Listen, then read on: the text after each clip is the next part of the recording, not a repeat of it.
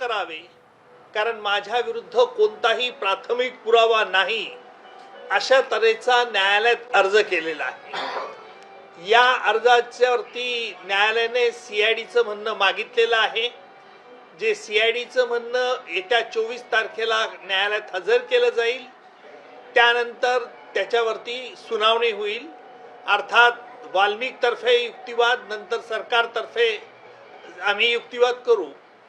तिसरी महत्त्वाची बाब म्हणजे आज न्यायालयामध्ये जे कागदपत्र आम्ही हजर केले त्यातला प्रत्यक्ष संतोष देशमुख यांना मारहाणीचा व्हिडिओ जो CIDच्या मते तपासाअंती असं दिसून आलं होतं की हा व्हिडिओ आरोपींनीच काढलेला होता आणि तो सिलवंत परिस्थितीत फोरेन्सिक लॅबोरेटरीकडे पाठवण्यात आला होता।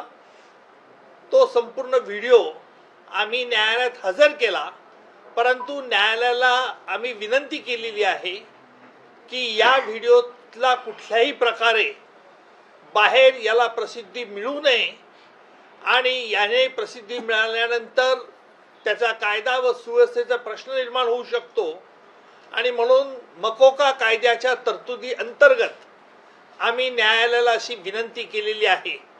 यावरती न्यायालयाने सगळ्या आरोपींचं म्हणणं त्यांनी मागितलेलं आहे आणि त्यांचं म्हणणं ते 24 तारखेला दिलं जाईल। त्याच्यानंतर या संदर्भात देखील सुनावणी होईल। चौथा मुद्दा आजच्या सुनावणीमध्ये आरोपी वाल्मिक याची चल आणि अचल जी स्थावर मिळकत आहे ही जप्त करण्यात यावी असा न्यायालयात आम्ही अर्ज दिलेला आहे। त्या अर्जावरती अद्यापही वाल्मिकतर्फे खुलासा दाखल करण्यात आलेला नाही।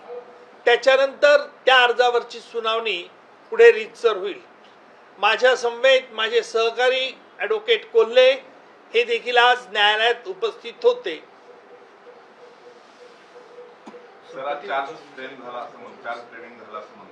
नाही, अजून कोर्टावरती आता हे आरोपीने मध्ये अर्ज केल्यामुळे त्या अर्जाची सुनावणी होईल। नंतर सरकारतर्फे आम्ही कोर्टात न्यायालयात एक ड्राफ्ट चार्ज देऊ आणि त्याच्यानंतर चार्ज कोर्ट तो फ्रेम करावी की नाही याच्यावरती युक्तिवाद ऐकल्यानंतर न्यायालय त्याच्यावरती निर्णय घेईल। वाल्मिकने काय नेमका अर्ज केलेला आहे या केसमधून मुक्त करण्यासंदर्भात? वाल्मिकने त्याच्या अर्जामध्ये अनेक मुद्दे उपस्थित केलेले आहेत। पहिला मुद्दा म्हणजे त्याचा या प्रकरणात कुठे काही संबंध नाही, तो खुनामध्ये नाही, खंडणी त्याने मागितलेली नाही आणि तो कसा निर्दोष आहे हे दाखवण्याचा केविलवाणी प्रयत्न त्याच्या अर्जामध्ये आहे असं सकृत दर्शनी दिसतं। तुम्ही जी त्याची संपत्ती